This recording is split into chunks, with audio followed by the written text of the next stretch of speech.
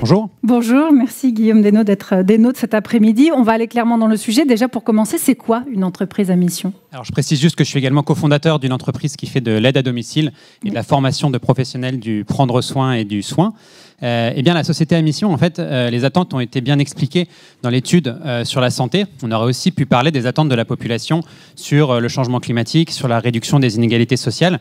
En fait, l'entreprise privée aujourd'hui est vraiment à la croisée de beaucoup d'attentes et elle se doit d'y répondre. Et c'est exactement la question que se sont posées le gouvernement et les députés quand ils ont fait la loi Pacte. Ils se sont dit, ce cadre juridique de l'entreprise qui est là depuis le 19e siècle, est-ce qu'on ne peut pas l'ajuster un peu pour peut-être aider encore mieux les entrepreneurs, les dirigeants, à répondre aux attentes de leurs parties prenantes, donc leurs salariés, leurs patients ou bénéficiaires, également la planète. Et donc, il y a deux idées qui ont émergé, qui ont été aussi le fruit d'un travail avec des entrepreneurs et des chercheurs. C'est la raison d'être. Donc, la raison d'être, c'est une phrase qu'on peut mettre dans ces statuts qui permet d'expliquer à quoi sert, pourquoi a été créée l'entreprise et de bien expliquer que justement qu'elle n'est pas qu'un véhicule financier. Et le deuxième étage de la fusée, si j'ose dire, c'est la société à mission. Donc, c'est compléter la raison d'être par des objectifs statutaires, environnementaux et sociaux, qui peuvent aussi intégrer des dimensions d'innovation sanitaire, bien sûr. Et ces objectifs doivent être contrôlés par un comité de mission qui représente des parties prenantes, des salariés, mais si possible aussi des clients ou patients, des pouvoirs publics, différents types de profils de parties prenantes, qui vont vérifier que l'entreprise met bien des moyens au service de cette mission. Ça semble évident, non, pour une entreprise de santé, pour un établissement de santé, d'être une entreprise à mission? Alors, oui, la mission est native. L'entreprise de santé, par définition, n'est pas qu'un véhicule financier, c'est une évidence. Pour autant, avoir une gouvernance qui permet d'y répondre, ça peut être très utile. Je prends d'abord un exemple qui n'est pas dans la santé, mais qui va bien vous faire comprendre ce que peut changer au concret une société à mission dans le quotidien. C'est une des premières sociétés à mission en France. Alors, j'ai pas dit, mais il y en a déjà 250. Ça va très vite dans tous les secteurs et dans toutes les régions. C'est pas une vague parisienne, c'est une vague nationale. Un exemple très concret, c'est Emery Jacquia, la Camif. C'est un site qui vend des meubles en ligne.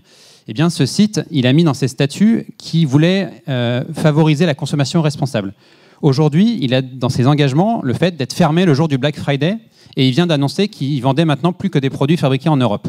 Eh bien ça, il le fait en concertation avec ses actionnaires parce qu'il l'a mis dans ses statuts. Si ce n'était pas le cas, il pourrait avoir un actionnaire qui l'attaque et qui lui dit « tu ne fais pas ton travail parce que tu fermes ton site web le jour où il y a le plus de ventes sur Internet en France ». Donc tout ça pour illustrer que la société à mission permet d'aligner la vision généralement d'innovation long terme au service du collectif du dirigeant et les intérêts des investisseurs qui parfois tirent plus sur le court terme.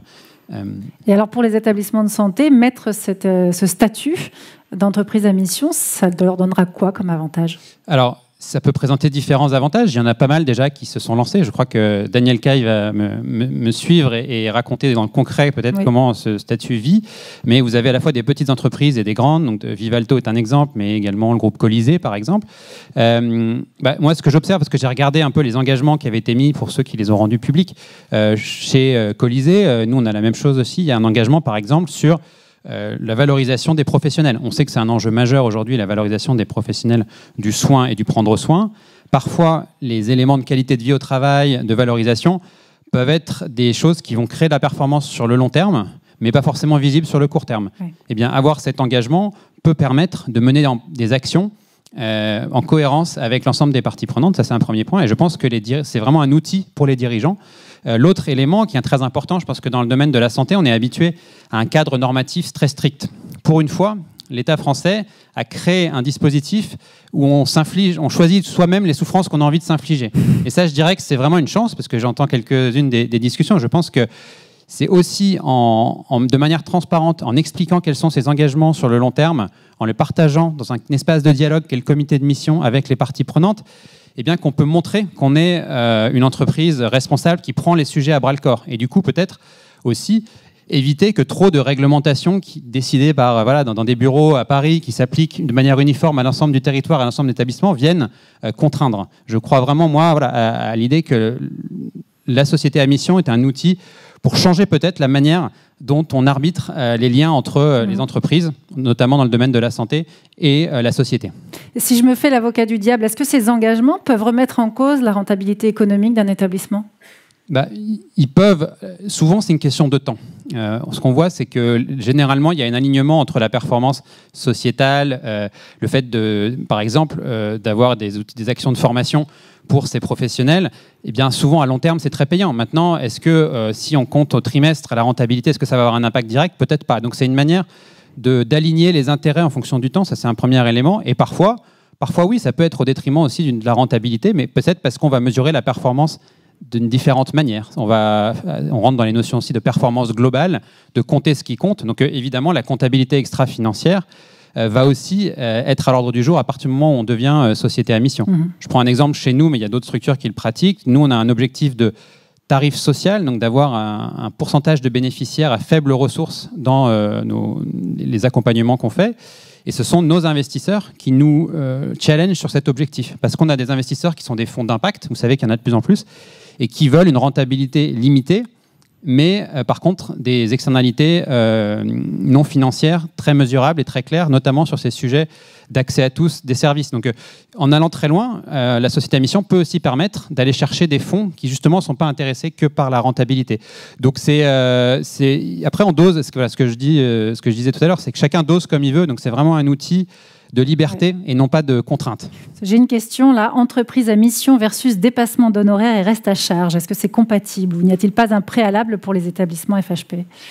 Je ne pense pas, parce que dans mon cas, moi je ne suis pas dans la santé, mais dans le prendre soin, je pratique les mêmes tarifs que des structures du privé dans l'aide à domicile. Pour autant, j'ai un système un peu comme dans une crèche où j'ajuste les tarifs en fonction des revenus des personnes. Donc on peut très bien avoir une logique d'accessibilité de ces services à tous les publics sans pour autant pratiquer le tarif le plus bas pour tout le monde. Parce que je pense qu'au contraire, ça a tendance à créer des systèmes à deux vitesses quand il y a d'un côté les gens qui font zéro reste à charge et de l'autre les gens qui ne travaillent que pour des publics très favorisés.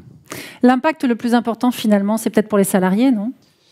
C'est évidemment une partie prenante essentielle. On ne peut pas aujourd'hui, compte tenu des sujets de valorisation qu'on a dans notre secteur et de manière générale, je pense, d'inégalité salariale peut-être dans la société, devenir société à mission et ne pas se soucier de cette partie, même plus que prenante, partie constituante essentielle que sont les salariés. Mais je dirais que l'impact aussi va être sur l'environnement. Dans la loi, les objectifs doivent être sociaux et environnementaux. On sait que c'est compliqué parfois quand on est déjà dans le soin, on a déjà beaucoup de challenges d'aller s'intéresser en plus à sauver la planète, mais je pense que la société à mission peut être un outil aussi pour prendre ce sujet à bras-le-corps, peut-être aussi pour, dans le dialogue avec les pouvoirs publics, bien montrer qu'on s'intéresse à ces sujets. Ça peut aussi être un moyen d'imposer des choses à ses fournisseurs, parce qu'on peut avoir des engagements qui vont aussi porter sur ses fournisseurs. Donc en matière environnementale, ça peut jouer. Donc il y a vraiment, c'est assez infini le champ de cet outil. Merci beaucoup Guillaume Desnaux pour ces explications. Merci à vous. Je vais vous laisser regagner la salle.